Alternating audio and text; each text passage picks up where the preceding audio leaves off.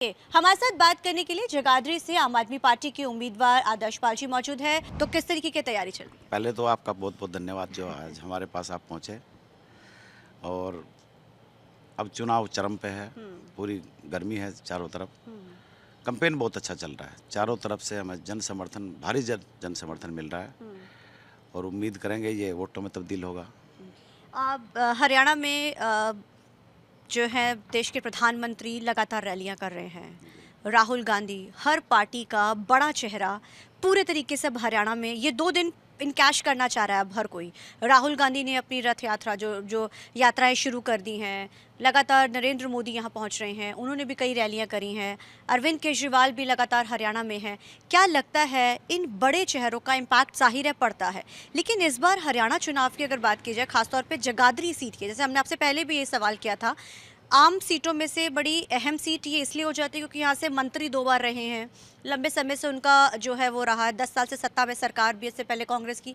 तो क्या आपको लगता है इस बार जो वोट बैंक है, क्योंकि जाट वर्सेस जो है यहाँ पे हमेशा रहता है, ब्राह्मण अलग अलग जो वोट रहता है, लगता है आपने हद तक पहुँच की है इस बार उन बड़े चेहरों को? क्योंकि जब देश के प्रधानमंत्री जब आते हैं तो जाहिर है कुछ ना कुछ इम्पैक्ट, लेकिन इस बार कितना इम्पैक्ट दिख रहा है आपको? बड़े चेहरों का फ़र्क पड़ता है, थोड़ा बहुत फ़र्क पड़ता है, लेकिन मैं जैसा मानता हूँ जगाधरी में ऐसा कुछ नहीं है। अगर बड़े चेहरे यहाँ पर आए, हम अमित शाह जी भी आए हैं यहाँ पर, योगी आदित्यनाथ भी आए हैं यहाँ पर, बिंदल जी भी आए हैं, जिंदल जी भी आए हैं, लगातार बैक टू बैक ये प्रोग्राम कर रहे हैं, लेकिन उससे कोई फ़र्क पड़ने वाला नहीं है। यहाँ पर चुनाव कांग्रेस और आम आदमी पार्टी के बीच है। कंवरपाल जी चौथे नंबर की लड़ाई लड़ रहे हैं, भाजपा के जो कैंडिडेट हैं चौथे नंबर की लड़ाई लड़ रहे हैं, क्योंकि जो विधानसभा का चुनाव है वो व्यक्तिगत भी होता है। जो करप्शन के चार्जेस रहे उनके ऊपर, वो जनता ने बिल्कुल नकार दिया, वो बहुत पीछे जा चुके हैं। तो चुनाव जो है वो लगभग, मैं तो ये कहता हूँ कि कांग्रेस और आम आदमी पार्टी के बीच आ गया। आपने व्यक्तिगत की बात कही है, जाहिर है व्यक्तिगत व्यक्ति भी बहुत अहम मैटर करता है, क्योंकि कहीं ना कहीं उम्मीदवार से लोगों की जो है भावनाएं जुड़ी होती है। आप लोगों के बीच में जब भी गए, क्योंकि लंबा समय चुनाव प्रचार आपका चला, लोगों तक गए, आखिरी क्या मतलब लोगों के बीच में वो क्या चीज़ थी जो चाहते थे कि हम आपको इस हिसाब से वोट देंगे, ये बदला? क्योंकि जाहिर है लोग ज़रूर बोलते हैं, जब आप लोगों के पास जाते हैं लोगों को गुस्सा भी निकलता है। 10 साल की इनकम्बेंसी, 10 साल से कांग्रेस भी बाहर रही है, हालांकि हरियाणा में कहा जा रहा है कि कांग्रेस का भी एक अच्छा वो है जो रिवाइव कर रही है।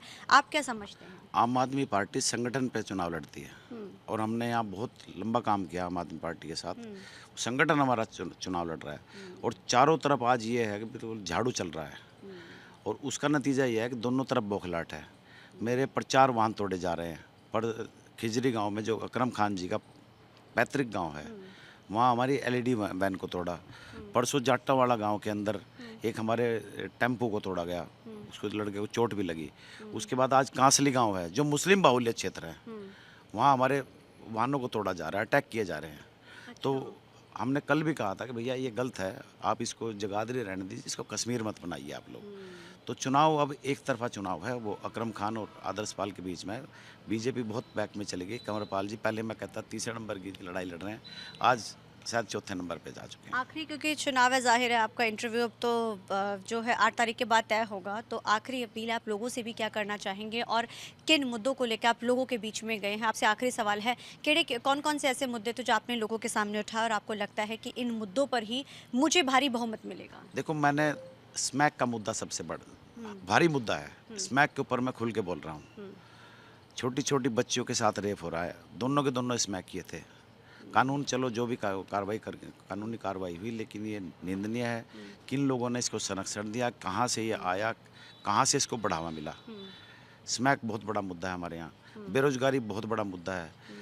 जो शहर की प्रॉब्लम अगर देखें, हमारा पोल्यूशन डिपार्टमेंट से हमारा इंडस्ट्रीज बहुत तंग है।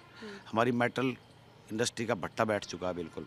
जीएसटी की बैक टू बैक रेड होती हैं। 40 फैक्ट्रियों को अभी नोटिस आए, बंद करने के नोटिस आ गए पोल्यूशन डिपार्टमेंट से।